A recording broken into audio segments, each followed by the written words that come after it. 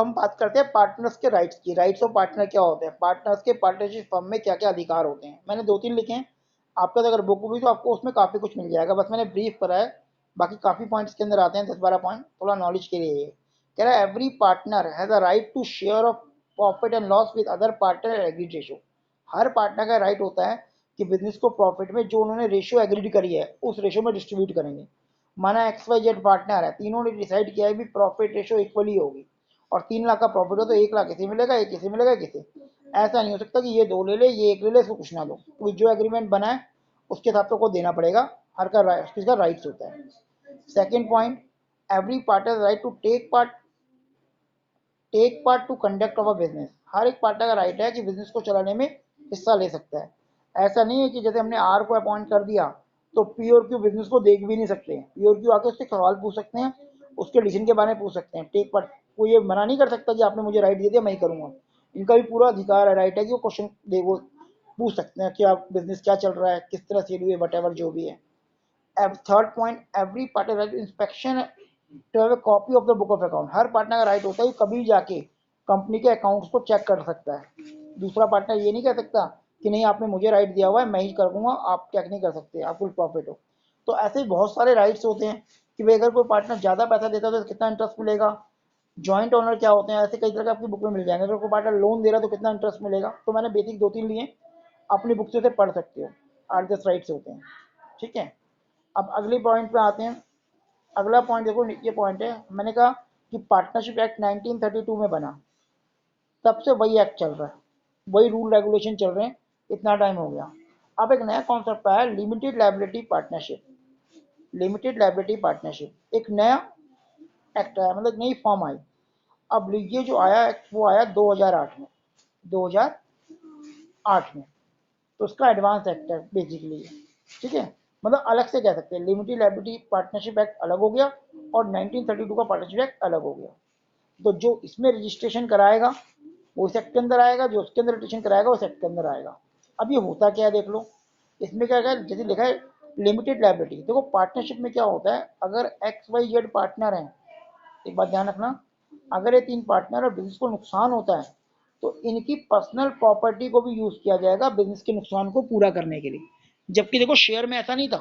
Share में अगर मैंने 1,00,000 के शेयर खरीदे और कंपनी को नुकसान हो गया तो कंपनी मुझसे केवल 1,000 लेगी, उससे ज्यादा नहीं ले सकती शोल्डर से। लेकिन यहाँ ऐसा नहीं है। यहाँ पे अगर बिजनेस को नुकसान हुआ तो इनके घर की प्रॉपर्टी बेच कर भी उस नुकसान को पूरा किया जाएगा। इसलिए हम पढ़ेंगे आगे, देखेंगे कि पार्टनर की जो लायबिलिटी होती है वो अनलिमिटेड होती है। अनलिमिटेड होती है।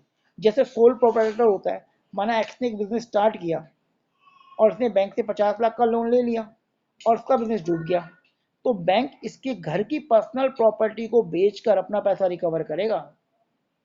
पार्टनरशिप में भी ऐसे ही होता है। अगर XYZ 3 पार्टनर हैं और बिजनेस डूब गया तो बिजनेस को माना 1 करोड़ का नुकसान हो गया या 90 लाख का नुकसान हो गया, तो ये पार्टनर अपनी प्रॉफिट शेयरिंग रेशियो में इस नुकसान को बियर करेंगे, चाहे इसके लिए अपने घर को, गाड़ी को बेचना पड़े।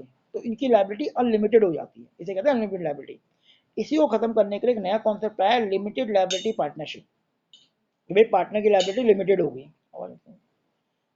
कह रहा है in India come to an existence with the enactment of the liability. किसके अंडर आ रहा है, limited liability partnership 2008 which lay down the law for the formation and regulation of limited liability partnership. मतलब इसके अंदर जो अपने आप को रजिस्टर कराता है वो इस पार्टनरशिप के अंदर आएगा लिमिटेड, वो 1932 के अंदर नहीं आएगा।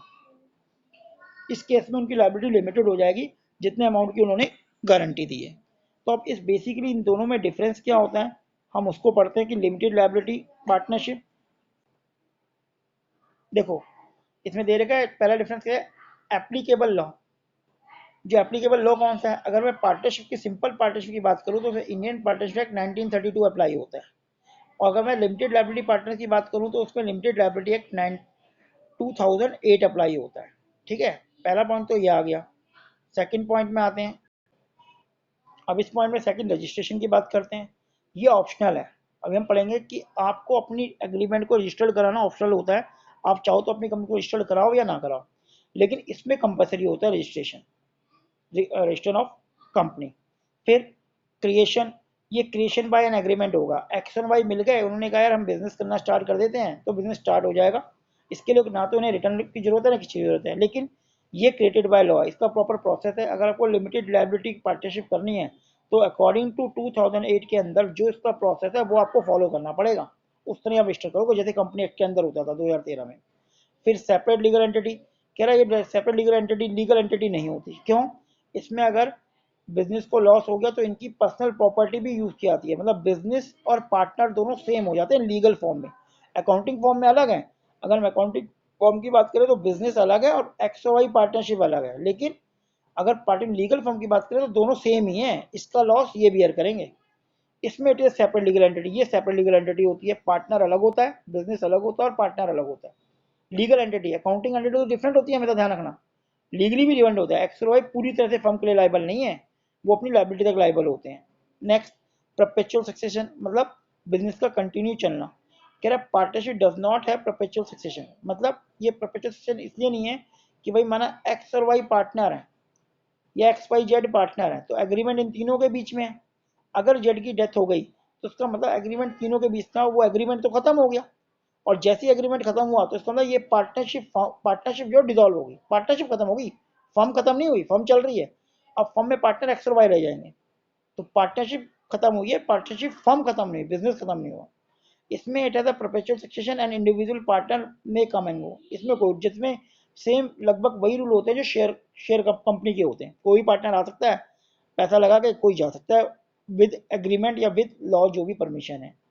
नंबर ऑफ पार्टनर की बात करें तो इसमें कम से कम दो होते हैं और मैक्सिमम 250 जो कि कंपनी एक्ट में मेंशन है।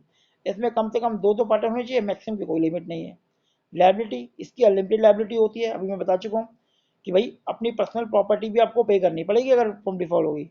इसकी लायबिलिटी एक्सटेंट ऑफ कंट्रीब्यूशन होती है, जितना पैसा उसने लगाया वो उतने के लिए लाइबल है, उससे ज़्यादा के लिए लाइबल नहीं होता। तो बेसिकली ये डिफरेंस होते हैं पार्टनरशिप में और लिमिटेड लायबिलिटी पार्टनरशिप में। एक